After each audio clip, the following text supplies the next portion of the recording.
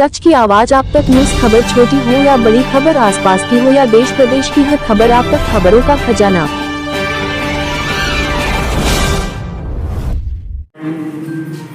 स्वप्न अधूरा नहीं हुआ पूरा, सबने मन को मारा। 2 अक्टूबर 1994 उत्तराखंड राज्य के शहीदों को दी श्रद्धांजलि। वरिष्ठ राज्य आंदोलनकारी ने 2 मिनट का मौन रखकर किया नमन।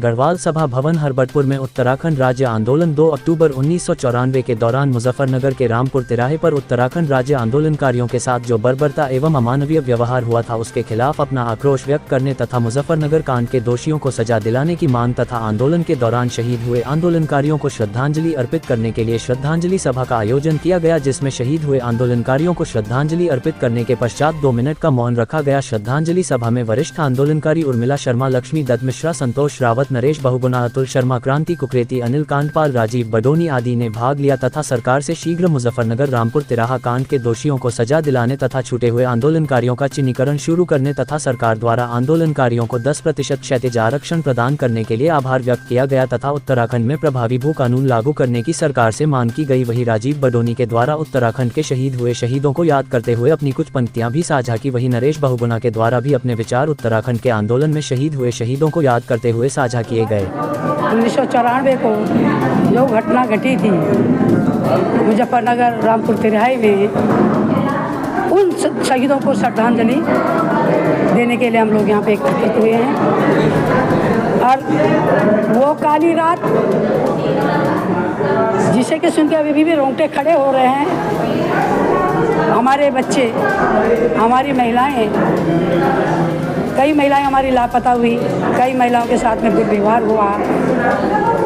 तो वो घटना हम लोग कैसे भूल सकते हैं।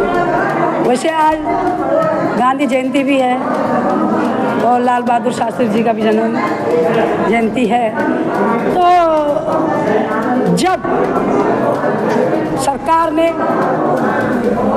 यही नहीं समझा कि हम इस पवित्र दिन को और उत्तराखंडियों के साथ में इतना बड़ा कांड जो हुआ है, उस टाइम मुलायम सिंह की सरकार थी और इतना बड़ा कांड हुआ है तो रोका क्यों नहीं। उस टाइम कांग्रेस की सरकार थी केंद्र में और यहाँ एक तांडव हो रहा था, वहाँ हमारा मंच तोड़ दिया गया, फिर भी हमें उत्तराखंड मिला। तो हम धिक्कारते हैं मुलायम सिंह को भी और उनको भी, कांग्रेस को भी, जिन्होंने कि उस टाइम हमारे साथ में इतना बड़ा दुर्व्यवहार किया।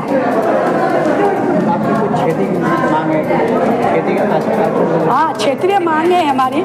सबसे बड़ा जो इस टाइम ज्वलंत है, जो ज्वलंत मांग है 10% आरक्षण का, जो 11 साल से निलंबित करने के बाद अब जाके कहीं राज्यपाल ने उसमें साइन करे।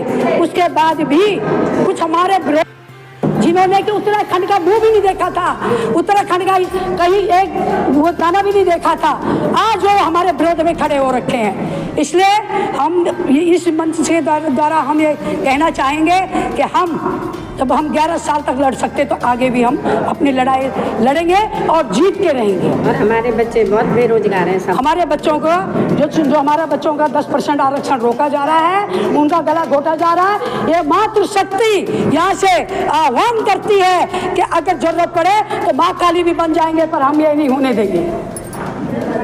ये व्यक्तिगत तौर पर मेरे लिए और एक समाज के तौर पर भी हमारे लिए जो है एक भावुक और संतरास वाला दिवस है कि 2 अक्टूबर, जबकि भारत माँ के सबसे बड़े सपूत महात्मा गांधी का जन्मदिन है।